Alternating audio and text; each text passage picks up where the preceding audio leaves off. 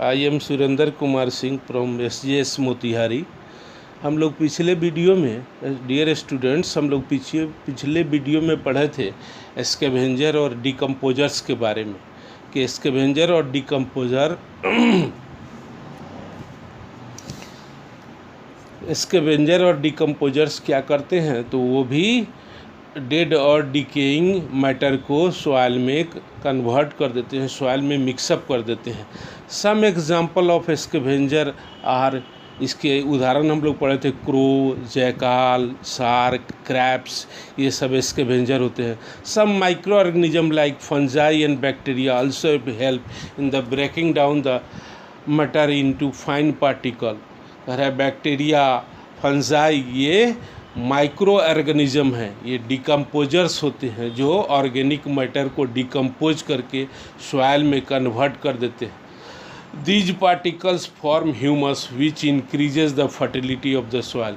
ये सॉइल में ह्यूमस की मात्रा को बढ़ा देते हैं और इससे सॉइल की फर्टिलिटी बढ़ जाती है, मिट्टी उपजाऊ हो जाती है, उसमें फसलों का पैदावार बढ़ जाता है। अब हम लोग पढ़ेंगे एबायोटिक कंपोनेंट के बारे में।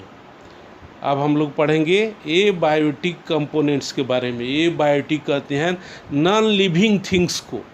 जो नॉन लिविंग थिंग्स है वो भी हैबिटेट का पार्ट है। Non living things like rocks, soil, air, water and light makeup the abiotic component of the habitat.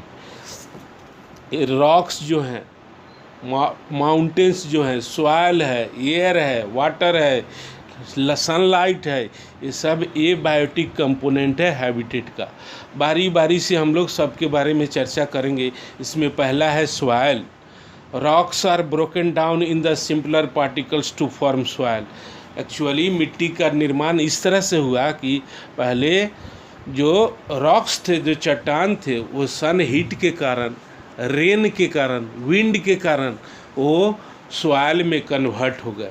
Rocks are broken down into simpler particle to form soil. और इस तरह से चट्टान आधुनिक रूप में मिट्टी का रूप ले लिया। Soil is the top most layer of the earth crust. पृथ्वी की सतह का सबसे ऊपरी भाग मिट्टी होती है, सॉइल होती है। ये क्रस्ट कहते हैं, इसको क्रस्ट ऑफ द अर्थ कहते हैं। It provide the necessary condition for many living things to survive. Soil में ह्यूमस होता है, ऑर्गेनिक मैटर होता है, इसलिए इसमें फर्टाइल होता है, इसमें प्लांट ग्रो करता है। It provides the necessary condition for many living things to survive by retaining moisture. इसमें मिट्टी के अंदर अनेक छोटे माइक्रो ऑर्गेनिज्म, अनेक छोटे छोटे जीव मिट्टी के अंदर मौजूद होते हैं। बहुत सारे जीव जिनका हैबिटेट सॉइल है, मिट्टी के अंदर रहते हैं। ये ऐसा क्यों होता है? तो मिट्टी क्या करती है, ये रिटेनिंग मॉइस्चर, सप्लाइंग न्यूट्रिएंट्स, मिट्टी पोषक तत्व देती है, मिट्टी नमी देती है। And most importantly the air trapped between the soil particles. और सबसे महत्वपूर्ण ये है कि सॉइल के अंदर एयर ट्रैप होता है, एयर अवशोषित होता है, इसके कारण ऑक्सीजन अवेलेबल होता है। जो सॉइल अर्थन एनिमल्स होते हैं उनको ऑक्सीजन की कमी नहीं होती है। The air trapped between the soil particle which help the soil organism and plant root to breathe. और इस तरह से जो मिट्टी में जीव पाए जाते हैं या मिट्टी में जो पेड़ पौधे ग्रो करते हैं उनको ऑक्सीजन की कमी नहीं होती है, क्योंकि एयर पार्टिकल्स, सॉइल पार्टिकल्स के अंदर एयर पार्टिकल्स ट्रैप हो जाता है। आगे की चर्चा हम लोग करेंगे। The season, weather, climatic condition also play a major role as abiotic component influence the biotic component। कह रहा है मौसम का परिवर्तन, ऋतुओं का बदलना, जलवायु का परिवर्तन, ये सब महत्वपूर्ण एबायोटिक कंपोनेंट हैं। ये सब बायोटिक कंपोनेंट पर दोनों इंटरैक्ट करता है। एबायोटिक कंपोनेंट बायोटिक कंपोनेंट से इंटरैक्ट करता है। अगला हम लोग पढ़ेंगे लाइट, जिसको कहेंगे प्रकाश। As learned earlier in this chapter, light is used by the plants to make food. जैसा कि हम लोग पीछे पढ़े हैं, इस सनलाइट इसेंशियल होता है पौधे को फोटोसिंथेसिस के द्वारा फूड प्रिपरेशन के लिए सनलाइट नेसेसरी इसेंशियल कंपोनेंट है, क्योंकि यही एनर्जी प्रोवाइड करता है। The food made by plant is consumed by the animals. पौधे जो भोजन बनाते हैं वो एनिमल को प्रोवाइड करते हैं, इंक्लूडिंग ह्यूमन बीइंग। वो सारे एनिमल्स साथ साथ मनुष्य को भी भोजन प्रदान करता है यह green plants. The sun rays also help in keeping animals warm. Sun rays क्या करता है कि पृथ्वी पर जो एनिमल्स पाए जाते हैं उनके बॉडी टेम्परेचर को मेंटेन रखता है, रेगुलेट रखता है। न तो पृथ्वी को ज़्यादा ठंडा होने देता है और न पृथ्वी को अत्यधिक गर्म होने देता है। ये सन रेज क्या करते हैं, ये एनिमल्स और ह्यूमन बीइंग के बॉडी टेम्परेचर को रेगुलेट करते हैं। अगला टॉपिक हम लोग पढ़ेंगे एयर, हवा। Air contains carbon dioxide and oxygen which are important for survival of living beings. जैसा कि हमको पता है कि हवा के अंदर ऑक्सीजन और कार्बन डाइऑक्साइड दोनों होता है। ऑक्सीजन सभी जीवों के लिए इसेंशियल है। ऑक्सीजन सभी जीव ब्रेथ करते हैं, ऑक्सीजन लेते हैं, इनटेक करते हैं। तो ऑक्सीजन और कार्बन डाइऑक्साइड की मात्रा हवा में इसका बैलेंस होना ज़रूरी है। जैसा कि हम जानते हैं कि लगभग हवा में 21% ऑक्सीजन होता है और 0.02% कार्बन डाइऑक्साइड होता है। Plant and animal need oxygen for respiration. Plants भी, एनिमल्स भी, ह्यूमन बींग्स भी, सबको श्वसन क्रिया करने के लिए ऑक्सीजन ज़रूरी है। Carbon dioxide is released during respiration. Animals जो है, ह्यूमन बींग्स जो है, कार्बन डाइऑक्साइड रिलीज करता है। And plants used by the plants for photosynthesis. जो carbon dioxide animal human being release करता है, प्लांट उस कार्बन डाइऑक्साइड को फोटोसिंथेसिस के द्वारा फिर से कार्बोहाइड्रेट और ऑक्सीजन में कन्वर्ट कर देता है। अगला जो हम लोग पढ़ेंगे एबायोटिक कंपोनेंट का अगला टॉपिक पढ़ेंगे वाटर, पानी जो हम पीते हैं, जिससे हमारे दैनिक जीवन में पानी बहुत ही महत्वपूर्ण है। Water is essential for survival of living things. कह रहा है पानी सभी सजीवों के जीवित रहने के लिए ज़रूरी है। बिना पानी के हम जीवित नहीं रह सकते हैं। Plant use water during photosynthesis.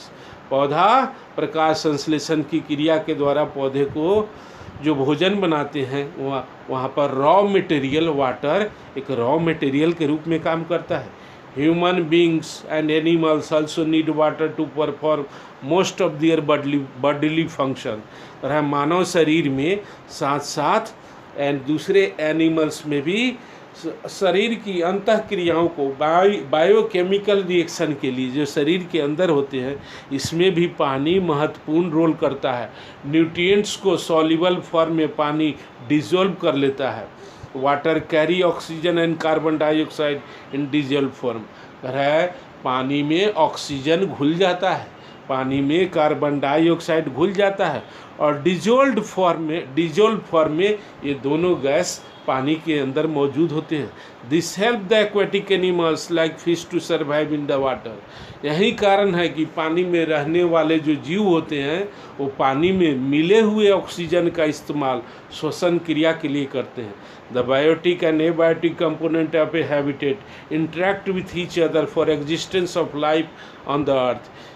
अगर बायोटिक और एबायोटिक कंपोनेंट दोनों एक हैबिटेट का दोनों कंपोनेंट होता है, दोनों के होने से ही पृथ्वी पर जीवन मौजूद है। अगर दोनों में किसी का बैलेंस बिगड़ता है, बायोटिक या एबायोटिक का, तो पृथ्वी पर जीवन की निरंतरता बनी नहीं रहेगी।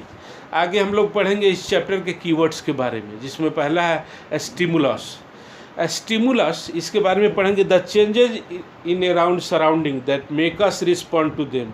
कोई भी परिवर्तन जो हमारे मौसम में हमारे चारों तरफ कोई भी परिवर्तन होता है तो सारे लिविंग ऑर्गेनिज्म रिस्पॉन्ड करते हैं, प्रत्युत्तर देते हैं। तो हम स्टिमुलस को डिफाइन करेंगे the changes in our surrounding that make us respond to them. कोई भी परिवर्तन जो होता है वो हम उस परिवर्तन के प्रति रिस्पॉन्ड करते हैं। दूसरा इसमें वर्ड हो गया रिस्पिरेशन। रिस्पिरेशन माने श्वसन क्रिया, the process of releasing energy from digested food with the help of oxygen. कह रहा है जब हम रिस्पिरेशन वह क्रिया है जिसके द्वारा भोजन से एनर्जी टूटता है। कैसे? तो ऑक्सीडाइजेशन के द्वारा, ऑक्सीजन उसको बर्न करता है, ऑक्सीडाइज करता है और भोजन में जो न्यूट्रिएंट्स होते हैं वो टूट जाते हैं। तो रिस्पिरेशन की क्रिया के द्वारा भोजन से एनर्जी हम गेन करते हैं।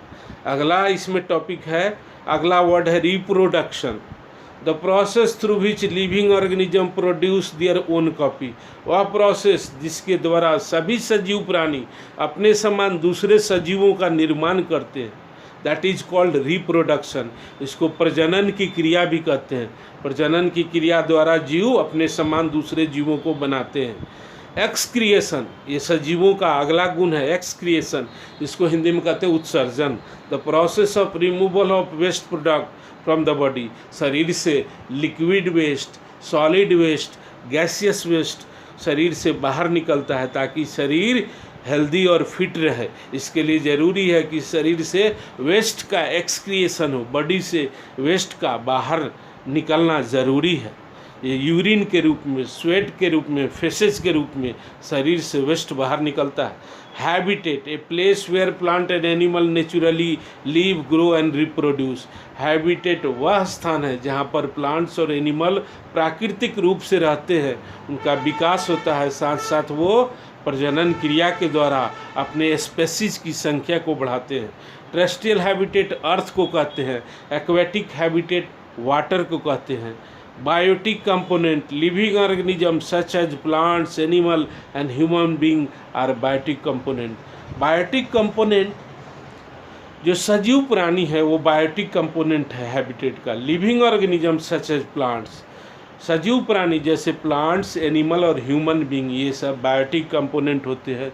साथ साथ ये बायोटिक कंपोनेंट जो होते हैं non living things such as air, water, soil, light, heat are abiotic component of the habitat. जो निर्जीव चीज़ें हैं जैसे हवा है, जैसे पानी है, जैसे मिट्टी है, जैसे सूरज का प्रकाश है, जैसे सन हीट है, ये सब एबायोटिक कंपोनेंट है इस हैबिटेट का। अब आगे हम लोग इसके अगले टॉपिक की चर्चा